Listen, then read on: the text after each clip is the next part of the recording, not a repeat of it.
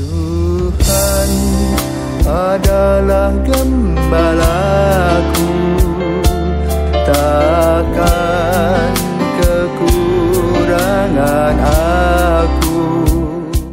Saudara-saudara yang terkasih di dalam Kristus, selamat pagi. Salam jumpa lagi dalam Sabda Siap Saji, Kamis 13 Juli 2023. Marilah kita berdoa dalam nama Bapa dan Putra dan Roh Kudus. Amin.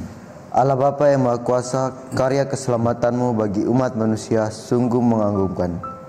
Teguhkanlah harapan kami akan keselamatan itu dengan bertekun mendengarkan sabda-Mu, agar kami dapat semakin menghidupi kehendak-Mu.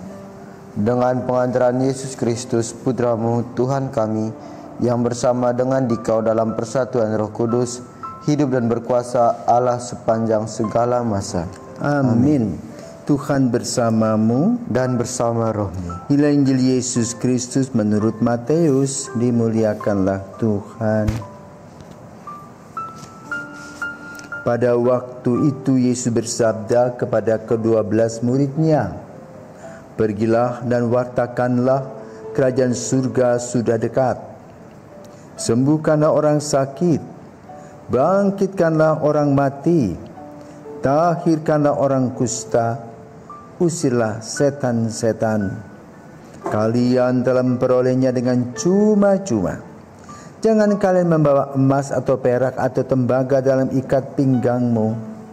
Janganlah kalian membawa bekal dalam perjalanan. Janganlah kalian membawa baju dua helai, kasut atau tongkat. Sebab seorang penjaga patut mendapat upahnya. Apabila kalian masuk kota atau desa, carilah di situ seorang yang layak dan tinggallah padanya sampai kalian berangkat. Apabila kalian masuk rumah orang, berilah salam kepada mereka. Jika mereka layak menerimanya, salammu itu turun kepadanya. Jika tidak, salammu itu kembali kepadamu. Dan apabila seorang tidak menerima kalian dan tidak mendengarkan perkataanmu, keluarlah dan tinggalkanlah rumah atau kota itu dan kebaskanlah debunya dari kakimu. Aku berkata kepadamu, sungguh pada hari penghakiman, tanah Sodom dan Gomora akan lebih ringan tanggungannya daripada kota itu." Demikianlah sabda Tuhan. Terpujilah Kristus. Selamat pagi Rama. Selamat pagi. Pada Injil pada pagi hari ini kan diceritakan Yesus mengutus ke-12 murid-Nya dengan memberikan kuasa kepada mereka masing-masing. Apakah, saya mau bertanya, apakah kita sebagai pengikut Kristus juga dapat memiliki kuasa-kuasa tersebut sebagai seorang Kristiani? Sebetulnya, selamat pagi. Sebetulnya ini berbicara soal karisma dan juga tugas. Ya. Kalau kamu jadi presiden, tugasnya adalah memimpin sebuah negara dengan tata aturan dan juga hak dan kewajiban. Ya. Di sini disebutkan oleh Yesus bagaimana para rasul itu bisa mewartakan. Maka dia didandani dulu.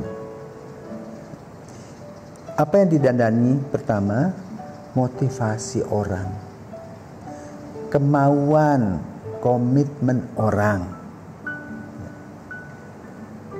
Lalu tugasnya jelas. Ada visi, ada misi, ada aksi. Visinya disampaikan di sini tadi, kerajaan Allah sudah dekat. Misinya apa? Wartakanlah kerajaan surga sudah dekat. Sembuhkan orang sakit, bangkitkan orang mati, tahirkan orang kusta dan sebagainya dan seterusnya. Itu misinya. Maka lalu sebagai seorang misionaris, dia harus mempersiapkan diri dengan kekuatan rohani, dengan motivasi totalitas ingin melayani. Maka kalau kita kembali melihat bacaan pertama hari ini, di mana Yusuf menahan adiknya, ya, Benyamin. Bahkan dia pura-pura menuduh adiknya mencuri piala. Supaya apa? Bisa ditahan. Ya. Dan dalam penahanan nanti itu, Yusuf dan Benyamin bisa berbicara tentang siapakah dia. Tentang pengalaman masa kecil dulu. Ya. Bagaimana mereka dipisahkan, ya, oleh kakak-kakaknya. Tapi kemudian Tuhan membelanya sampai ke Mesir. Walaupun di Mesir dia mengalami banyak kesulitan dan ancaman macam-macam. Namun karena Tuhan memberikan pendampingan, maka dia ada, ya, menjadi raja muda saat itu dan bisa menolong saudara-saudaranya dan ayahnya. Jadi misi dari Yusuf adalah apa? Menyelamatkan semua orang termasuk keluarganya. Para rasul digodok oleh Yesus.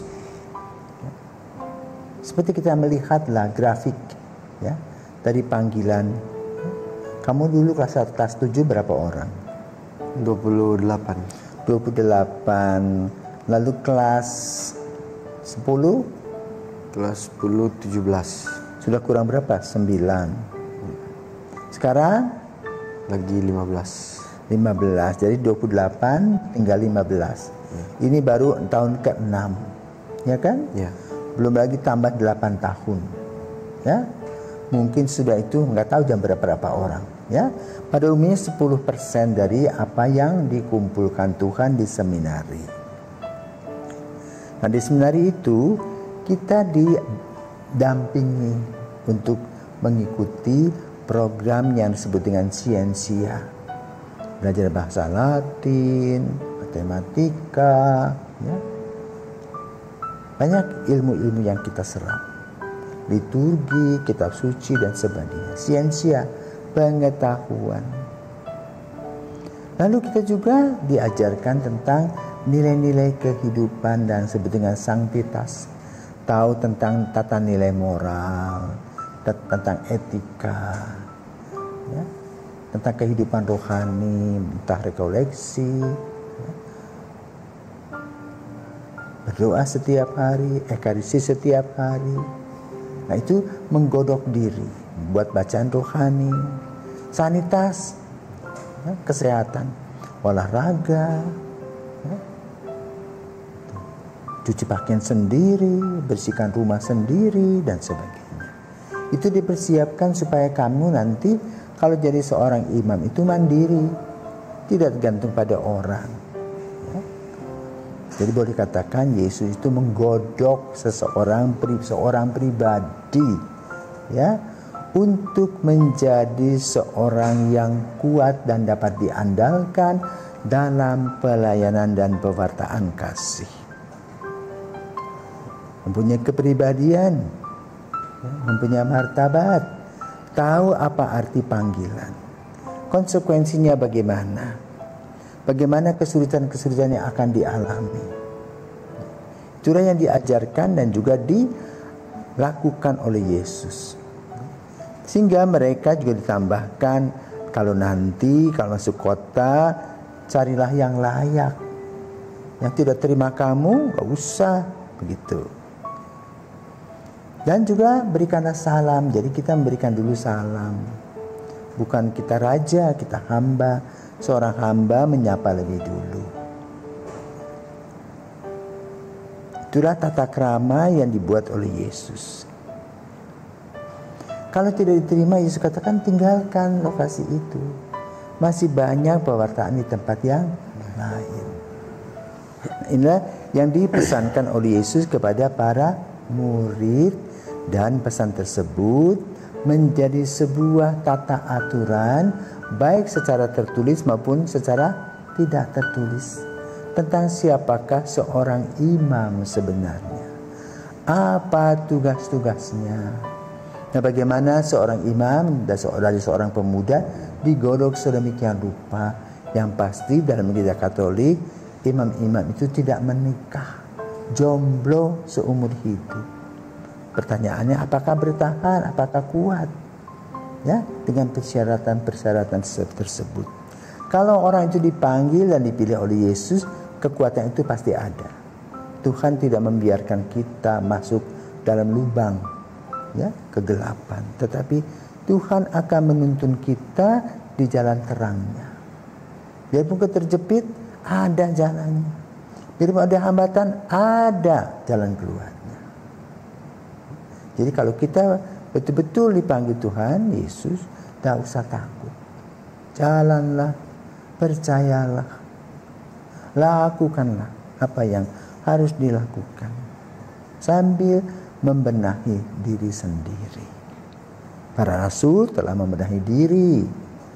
Walaupun ada kegentaran ketika Yesus ditangkap, lari mereka. Namun kemudian kembali karena mereka sudah mempunyai dasar iman yang kuat. Berani kemudian mereka menjadi martir. Pertanyaannya untuk kamu, apakah kamu juga mau mendengar undangan Yesus? Itu soalnya. Ya. Karena orang menerjemahkan undangan Yesus itu hanya satu, jadi pastor. Enggak. Jadi bapak keluarga pun yang baik, ya, yang membantu sebagai kader-kader gereja itu diperlukan juga. Ya. Semoga kamu merenungkan mau kemana arahnya. Tuhan Yesus membawa kamu kemana. Itu yang paling penting. Ya, bukan dunia ini membawa kamu kemana, tetapi Yesus mau bawa kemana. Sehingga kita tahu segala risiko kalau betul-betul menjadi seorang imam. Semoga dari keluarga-keluarga, ya, anak-anak muda bisa merenungkan undangan Yesus. Dan pada suatu hari bisa di depan altar memimpin Ekaristi. Ribuan orang bisa di sana dan menghadirkan Kristus. Tapi untuk masuk ke sana tidak gampang. Banyak kesulitan-kesulitan. Kadang-kadang dengan air mata dan penderitaan. Tetapi bila kita mau mendengarkannya, Tuhan selalu memberikan pada kita jalan keluar. Selamat pagi, Tuhan memberkati. Amin.